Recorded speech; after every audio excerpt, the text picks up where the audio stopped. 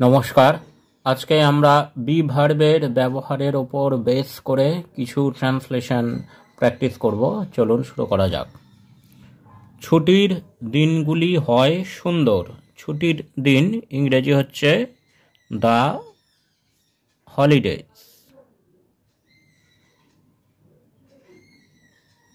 এখানে ছুটির দিনগুলি হলিডেজ অর্থাৎ প্লুরাল, তো সেক্ষেত্রে আমরা প্রেজেন্ট টেন্সে বি ভার্ব প্লুরালের ক্ষেত্রে বসাবো আর।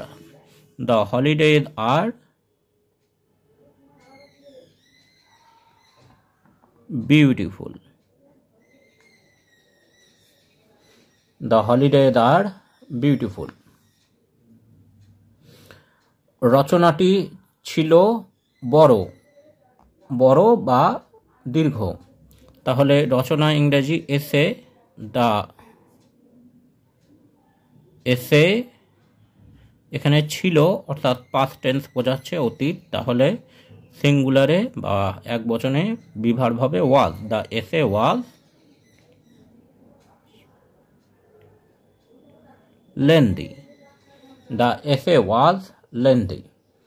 বাক্যগুলি ছিল ভুলে ভরা। বাক্যগুলি দ্য সেন্টেন্সেস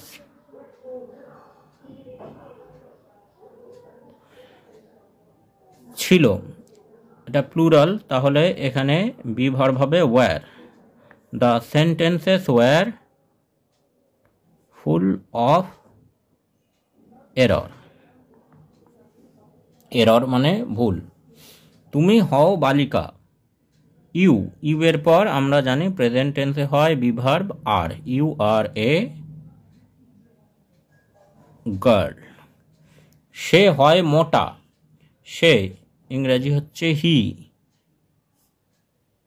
ইজ ফ্যাট। সূর্য হয় উজ্জ্বল। Sun is bright. পতাকাটি হয় ত্রিবর্ণ। ত্রিবর্ণ ইংরাজি হচ্ছে ট্রাই কালার। তাহলে আমরা এখানে লিখব the flag is try colour. দাদু ছিলেন লম্বা। এখানে দাদু ছিলেন অর্থাৎ পাস্ট টেন্স। গ্র্যান্ডফাদার ওয়াজ টল। ভাইয়েরা ছিল শীর্ণ অর্থাৎ রোগা। তাহলে আমরা লিখব ব্রাদার্স।